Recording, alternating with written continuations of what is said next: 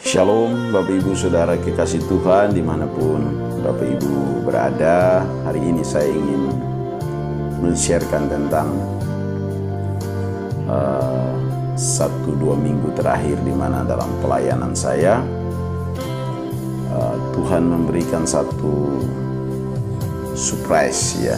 Jadi doa itu kalau menurut konsep saya ya, setiap orang punya pendapat tentang doa, tetapi saya juga sedikit memiliki pendapat tentang doa. Doa itu adalah satu permohonan yang kita serahkan kepada Tuhan, kemudian kita harus dengan lapang hati menerima apapun jawaban Tuhan. Jadi tugas kita berdoa. Tuhan mau jawab sesuai keinginan kita, kita berkata puji Tuhan. Kalau Tuhan mau jawab sesuai dengan keinginan Tuhan, kita mau katakan haleluya. Atau Tuhan tidak menjawab seperti yang kita harapkan, kita tetap mengatakan bahwa semua akan indah pada waktunya. Karena bagi saya, jikalau Tuhan belum menjawab sekalipun, yang penting kita sudah bisa memuji dan membesarkan Tuhan di dalam doa-doa kita. Jadi ibaratnya orang lomba lari ya, sekalipun dia tidak mendapatkan juara, tapi paling tidak dia sudah mendapatkan tubuh yang segar dan sehat saat dia berlari. Jadi di dalam hal kita berdoa kepada Tuhan, kita pun tidak boleh terlalu berpikir bahwa Tuhan harus jawab ya, begitu. Nah, kita yang penting mengajukan dulu permohonan kita.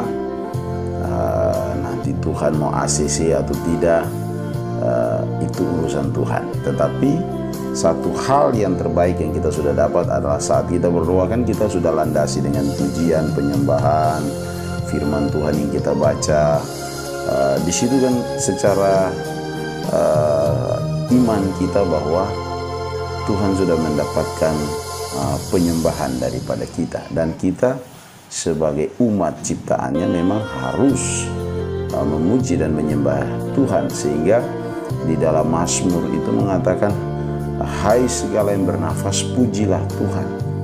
Jadi memang satu tuntutan atau keharusan bahwa setiap orang yang sudah diciptakan Tuhan, apalagi dia memiliki satu kehidupan, nafas hidup, itu Alkitab mengatakan semua yang bernafas pujilah Tuhan.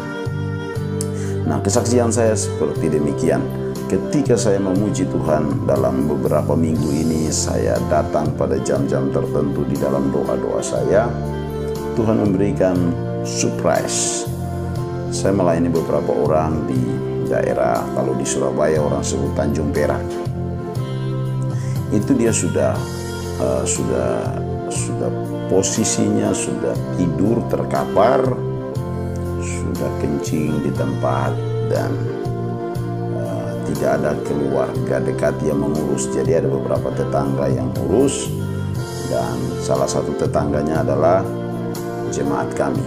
Jadi dia minta dukungan doa dan kami mendoakan. Saya merasakan bahwa tidak pernah ada kata sia-sia orang datang kepada Tuhan. Jadi selama saya bersekutu dengan Tuhan pada jam-jam tengah malam, ternyata Tuhan memberikan satu surprise. Jadi orang itu saya doakan, memang dia tidak pakai dokter, tidak pakai obat, pokoknya itu murni didoakan lewat telepon beberapa kali. Dan di situ dia mendapatkan pemulihan dan dia bisa sembuh secara total. Dan ini yang membuat saya secara pribadi melihat bahwa ketika kita berdoa, memang harapan kita sudah pasti ingin dijawab. Tapi andai pun tidak dijawab, kita sudah tetap mendapatkan satu hal yang terpenting. Artinya saya adalah umat ciptaan Tuhan dan saya harus patut memuji dan menyembah Tuhan di dalam setiap hari-hari hidup saya. Menjelang beberapa hari saya mendoakan orang yang stroke. Jadi stroke-nya itu bukan stroke sebelah, tapi kiri kanan, dua-dua, kaki, tangan.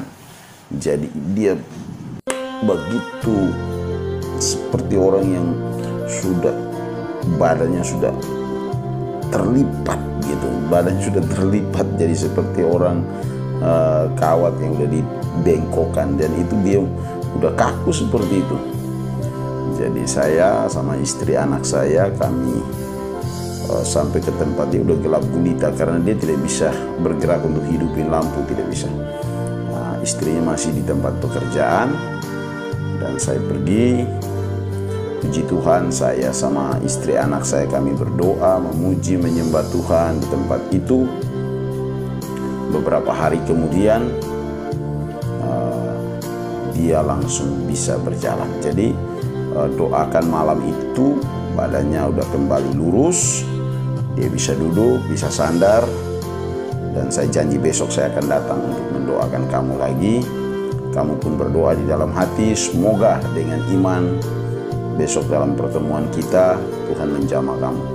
Setelah doa di gereja, saya mau telepon dia, katakan bahwa mau ke sana, namun dia sudah duluan video call.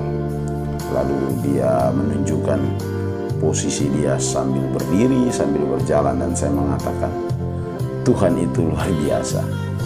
Jadi kalau teman-teman misalnya bertanya kepada saya, apakah semua orang yang saya doakan bisa mengalami hal yang seperti itu?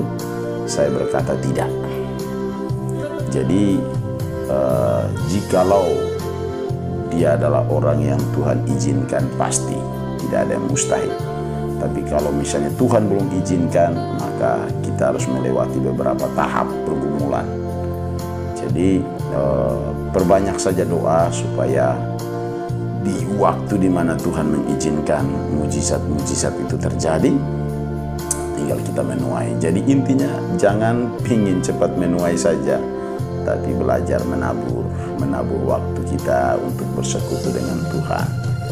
Jadi pakailah waktu itu sebaik-baiknya. Jadi kalau Tuhan kasih 24 jam dalam sehari, ya dibagi-bagilah, sekian jam untuk kerja, sekian jam untuk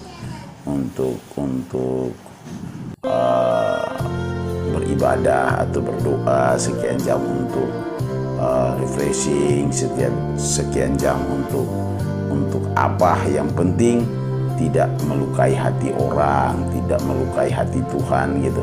Pokoknya buat apa aja silakan gitu. Yang penting kuncinya jangan sampai nyakitin hati orang, nyakitin hati Tuhan, itu aja. Dua itu yang dihindari, supaya doa-doa kita juga dilancarkan sama Tuhan. Kita mau buat apapun silakan, hanya dua, jangan nyakitin hati Tuhan, jangan nyakitin hati sesama. Kalau dua itu sudah kita terapkan di dalam hidup ini, saya rasa Tuhan akan terus bukakan jalan bagi kita. Selain Tuhan bukakan jalan, banyak orang akan senang sama kita begitu, karena prinsip hidup kita tidak menyakitin orang. Berarti Tuhan akan pakai banyak orang untuk selalu menopang kita dimanapun kita berada.